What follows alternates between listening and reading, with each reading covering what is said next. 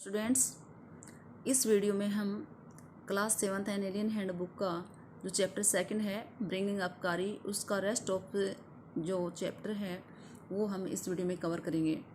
तो आइए स्टार्ट करते हैं। कारी becomes fond of ripe bananas. कारी शौकीन हो जाता है पके हुए बनाना खाने का। He believes in self help much to the discomfort of his friend. वह विश्वास करता है स्वयं अपनी सहायता करने में, much to the discomfort of his friend, और ये काफ़ी है उसके दोस्त को परेशान करने के लिए। विद क्वाइट डिग्निटी, काफ़ी अधिक शान से, कारी एक्सेप्ट, कारी स्वीकार कर लेता है द चाइडिंग, उसे मिलने वाली सजा को, ही नोज ही डिजर्व, जो वह जानता है कि उसे मिलनी चाहिए। कारी वॉज लाइक अ बेबी, कारी एक बच्चे के जैसा था। He had to be trained to be good, उसे ट्रेंड करना पड़ा था अच्छा बनाने के लिए। And if you did not tell him, यदि आप उसे नहीं बताते, व्हेन ही वॉज नोटी, जब कभी वो शरारत करता था, he was up to more mischief than ever, तो कहता है वह और भी ज़्यादा शैतान हो जाता जितना कि वो था। क्या कर रहा है कि एक बच्चा जो होता है उसे अच्छा बनाने के लिए जैसे हम उसे ट्रेनिंग देते हैं, उसे बार बार समझाते हैं कि आपको ये करना चाहिए, ये नहीं करना चाहिए, और ये अच्छी हैबिट्स हैं। ऐसे ही कहता है कि जो ये एलिफेंट का बेबी है कारी, कहता है इसको भी ट्रेनिंग दी जाती थी, उसे भी समझा जाता था, अदरवाइज तो वो कहता है कि वो और भी ज़्यादा नटखट हो जाता। फॉर इंस्टेंस, उदाहरण के लिए, वन डे, एक दिन, somebody gave him some bananas to eat, किसी ने उसे केले दिए खाने के लिए। Very soon he developed a great love for ripe bananas, और बहुत ही जल्द वह उसमें डेवलप हो गई थी एक चाह राइप बनानाज की, यानी बहुत ज़्यादा वह शौकीन हो गया था, बहुत ज़्यादा वह चाहने लगा था पके हुए केले खाना। We use to keep large plates of fruit on a table near a window in the dining room, हम रखते थे एक बहुत बड़ी प्लेट फ्रूट्स की टेबल के ऊपर खिड़की के पास डाइनिंग हॉल में या डाइनिंग रूम में। वन डे, एक दिन, all the bananas on the table disappeared and my family blamed the servants for the eating all the fruit in the house.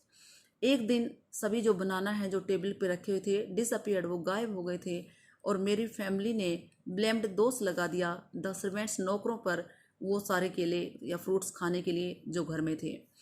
A few days later, कुछ दिन बाद, the fruit disappeared again, फल है वो दोबारा गायब हो गए। This time the blame was put on me, और इस बार ये ब्लेम मुझ पे लगा। And I knew I had not done it, और कहता है कि मैं जानता था कि ये जो सब है मैंने नहीं किया था। It made me very angry with my parents and servant, इसने मुझे बहुत गुस्सा कर दिया मेरे पेरेंट्स से और नौकरों से।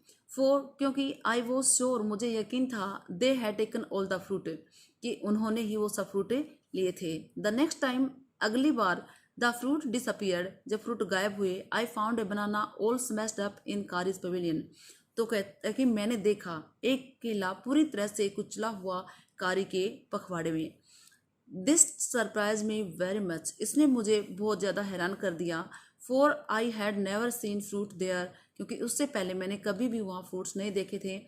एंड एज यू नो, और जैसा कि आप जानते हैं, he had always lived on twigs, वह हमेशा ही ट्विग्स खाकर जिंदा रहता था या ट्विग्स से यूज करता था। नेक्स्ट डे, अगले दिन, while I was sitting in the dining room wondering where I should take some fruit from the table without my parents permission, तो कहता है अगले दिन जब मैं बैठा हुआ था डाइनिंग रूम में और सोच रहा था कि मुझे कुछ फ्रूट्स ले लेने चाहिए टेबल से मेरे पेरेंट्स की परमिशन के बिना। ए लॉन्ग ब्लैक थिंग, तो क्या कहता है, ए लॉन्ग ब्लैक थिंग, एक लंबी काली चीज, वेरी मच लाइक अ स्नेक, जो बहुत ज़्यादा स्नेक से मिलती जुलती थी, suddenly came through the window and disappeared with all the bananas, कहता कि एक दिन जब मैं डाइनिंग रूम में बैठा हुआ था, तो कहता मैं सोच रहा था कि मुझे परमिशन लेनी चाहिए या नहीं अपने पेरेंट्स की, मुझे फ्रूट्स ले लेने चाहिए। तो कहता एक लंबी काली कोई चीज़ जो बहुत ही ज़्यादा स्नेक की जैसी दिखाई दी, अचानक से विंडो से आई एंड डिसअपियर्ड, और गायब हो गई विद ऑल द बनानाज, पूरे केलों के साथ। I was very much frightened, मैं बहुत ज़्यादा डर गया था, बिकॉज, क्योंकि I had never seen snakes eat bananas, क्योंकि मैंने कभी भी स्नेक्स को यानी सांपों को बनाना खाते हुए नहीं देखा था। इसलिए कहता है वो बहुत डर गया था। आई yes frightened because I had never seen snakes eat bananas and I thought it must be a terrible snake। और मुझे लगा कि ये बहुत ही ज़्यादा भयानक सांप होना चाहिए। that we would sneak in and take fruit। तो जो जो चोरी छुपे अंदर आता था और फ्रूट्स ले जाता था। I crept out of the room and with great fear in my heart ran out of the house, feeling sure that the snake would come back into the house, eat all the fruit and kill of all of us। I crept out कहता मैं दुबक करके room से बाहर गया। With great fear एक बहुत ही ज़्यादा डर के साथ मेरे कहता कि हार्ट में बैठ गया था, एक डर जो है मेरे दिल में बैठ गया था। उस rain out of the house और कहता मैं घर से बाहर भागा। फीलिंग श्योर ये श्योर करते हुए कि the snake would come back into the house कि जो स्नेक है वापस घर में आएगा, पूरे फल खा जाएगा एंड किल ऑफ अस और हम सबको मार डालेगा। कहता इस डर के साथ मैं घर से बाहर भाग गया। एज आई वेंट आउट और जब मैं बाहर गया I saw Kari's back disappearing in the direction of the pavilion. तो कहते मैंने कारी की पीठ को देखा गायब होते हुए एक उस दिशा में, यानी पवेलियन पखवाड़े की दिशा में जाते हुए मैंने कारी की पीठ को देखा। And I was so frightened और मैं बहुत डर गया था that I wanted his company to cheer me up. तो कहता है जिससे कि मैं उसकी कंपनी उसका साथ चाहता था मुझे खुश करने के लिए। आई रैन आफ्टर हिम मैं उसके पीछे दौड़ा इन टू द पवेलियन उसके पखवाड़े में। And I found him there eating bananas और मैंने उसे देखा वहाँ पर बनाना खाते हुए। आई स्टूड स्टिल इन आस्टोनिशमेंट कहता मैं एज इट इज खड़ा रहा, वहाँ स्थिर खड़ा रहा एक हैरानी के साथ। The bananas were lying Steven all around him क्योंकि जो बनाना थे वो स्टीवन यानी तिनके की तरह चारों तरफ बिखरे हुए पड़े थे। He stretched out his trunk and reached for far away from there where he was standing. वह उसने अपनी ट्रंक अपनी सूंड को बाहर निकाली फैलाई और वह उस तक पहुंचा जो एक किला उससे थोड़ी दूरी पर था जहां पर वह खड़ा हुआ था।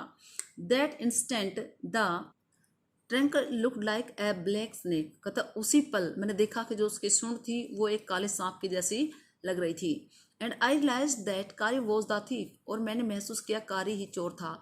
आई वेंट टू हिम मैं उसके पास गया। Pulled him out by the year उसे खींचकर उसके कान से खींचकर बाहर निकाला। एंड जोयसली शोड माई पेरेंट्स और बड़ी खुशी से मेरे पेरेंट्स को दिखाया दैट इट वॉज कारी ये कारी ही था। एंड नॉट आई और मैं नहीं था। That had eaten all the fruit these many weeks जो फल खा रहा था कई सप्ताह से। कहता ये जो कई सप्ताह से फल खा रहा था ये मैं नहीं था, ये कारी ही था। देन आई स्कोल्डेड हिम फिर मैंने उसे डांटा। For elephants understand words as well as children and I said to him next time I see you stealing fruit you will be whipped. क्योंकि जो एलिफेंट्स हैं वो समझते हैं शब्दों को बच्चों की तरह, इसलिए कहते हैं मैंने उसे डांटा। And I said to him और मैंने उसे कहा नेक्स्ट टाइम अगली बार I see you stealing fruit यदि मैंने आपको फ्रूट चोरी करते हुए देखा यू विल बी वीप्ड तो तुम पर कोड़े लगेंगे।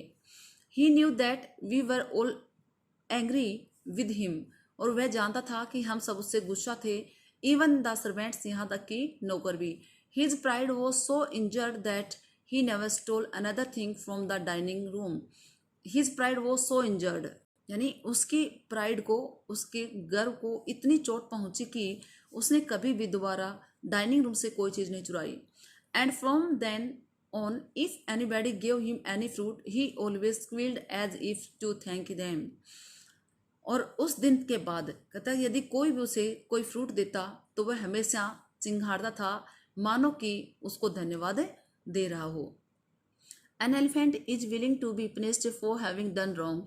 एक एलिफेंट है वो पसंद करता है उसको किए की सजा भुगतने का। But if you punish him without any reason लेकिन यदि तुम उसे दंड देते हो बिना किसी कारण के ही विल रिमेंबर इट वह इसे याद रखता है और उस and pay you back in your own coin और आपके उसकी वापस सजा देता है। कारी इज ए फास्ट लर्नर कारी एक बहुत ही जल्दी सीखने वाला है। He masters all signals and sounds he is taught और वह सीखता है वो सभी संकेत वो सभी आवाज़ें जो उसे सिखाई जाती हैं। There is one lesson though that an elephant takes 5 years to learn, Kari is no exception. कहता है कि एक पाठ जो सीखने में एक हाथी है वो 5 वर्ष ले लेता है, कारी इज नो एक्सेप्शन, कारी उसका अपवाद नहीं है, यानी उसे भी इतना ही समय लगता है सीखने में। An elephant must be taught when to sit down, when to walk, when to go fast and when to go slow. You teach him this things as you teach a child. क्या कहता है कि हाथी जो होता है must be taught, उसे भी सिखाया जाना चाहिए कि उसे कब बैठना है, कब उसे चलना है, कब तेज चलना है और कब धीरे चलना है।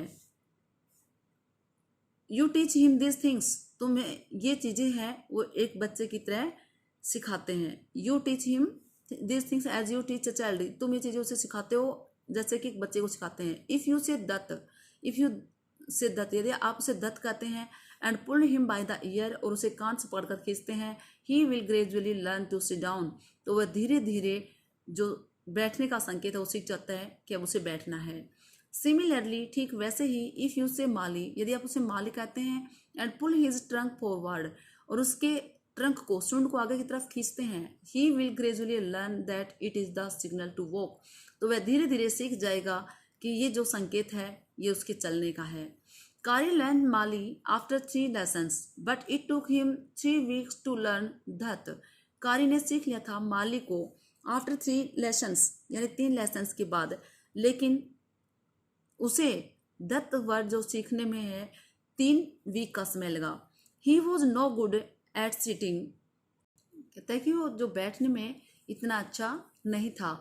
And do you know why an elephant should be taught to sit down, because he grows taller and taller than you who take care of him, क्योंकि वह लंबा होता जाता है, देन यू आपके बजाय ज़्यादा, who take care of you जो कि आप उसकी देखभाल करते हैं, सो दैट इसलिए ताकि when he is 2 or 3 years old, जब वह 2 या 3 साल का हो जाता है, you can only reach his back with A ladder, तो कहता आप उसकी पीठ तक केवल सीढ़ी के द्वारा ही पहुंच सकते हैं।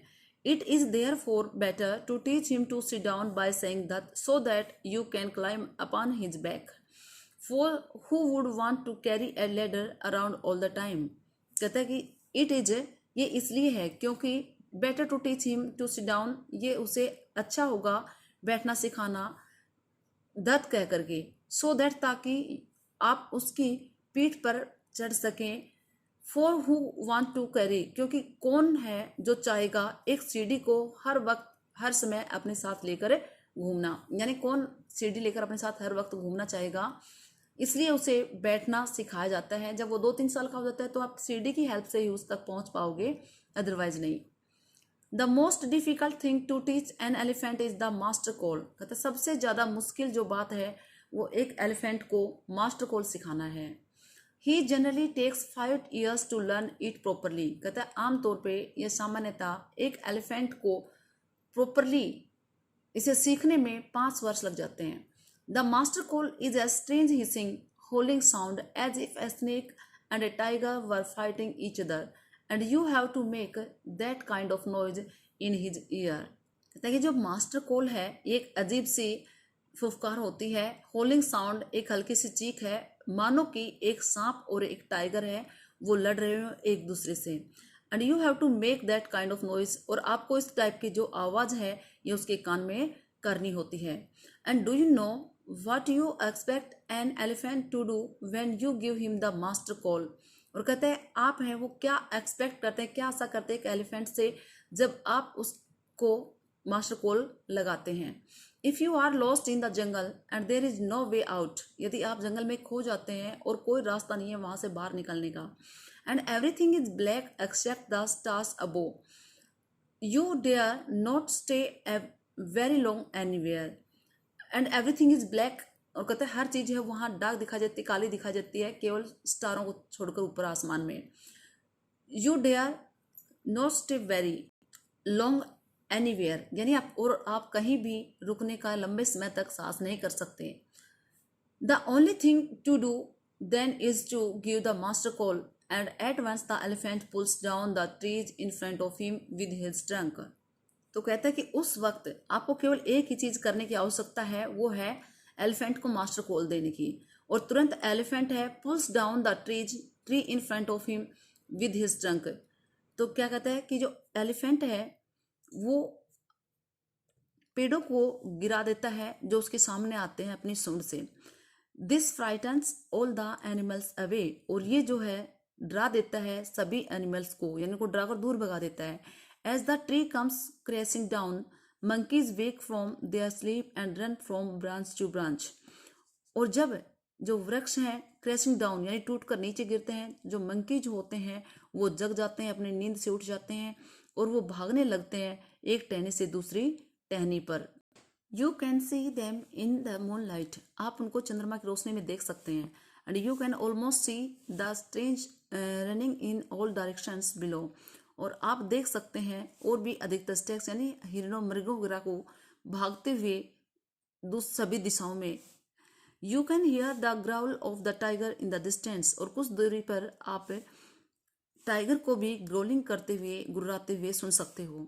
इवन ही इज फ्राइटेंड, यहाँ तक कि वह भी डर जाता है। Then the elephant pulls down the next tree and the next and the next, और जो फिर एलिफेंट है वो गिराता जाता है, खींचता जाता है एक वृक्ष को, उससे अगले वृक्ष को और उससे अगले वृक्ष को। Soon you will find that he has made a road right through the jungle straight to your house, और जल्द ही आप देखेंगे कि वह बना चुका होता है एक रास्ता सीधा जंगल से आपके घर तक। कहने का मतलब यह है कि अगर आप जंगल में खो जाते हो तो आप एक मास्टर कॉल दे सकते हो एलिफेंट को, और फिर मास्टर कॉल देने पर एलिफेंट है वो समझ जाता है कि आप प्रॉब्लम में हो, तो वो पेड़ों को गिराता हुआ उखाड़ता हुआ आपके घर तक उसका सीधा रास्ता निकाल देता है। तो ये था हमारा चैप्टर, यहीं पे फिनिश होता है। और नेक्स्ट वीडियो के लिए आप इसे सब्सक्राइब करना ना भूलें। Thank you.